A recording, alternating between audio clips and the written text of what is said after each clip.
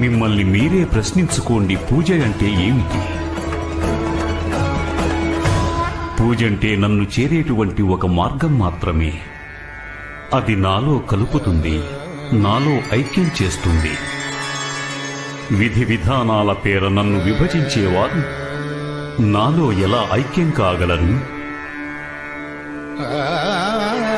నన్నెలా చేరగలరు? ఎవరైతే తమ భక్తి మార్గాన్ని ఇతరుల మార్గం కంటే శ్రేష్టమనుకుంటారో వారి పూజలో పూర్తిగా అహంకారమే నిండి ఉంటుంది. పూజలు చేయటానికి శ్రేష్టత్వం కాదు, సమానత్వం అనే భావన ఆవశ్యకరం. ఆ సమానత్వం వనగూరాలంటే వారి మనసు వారి ఆరాధ్య దైవానికి అంకితం చేయాలి.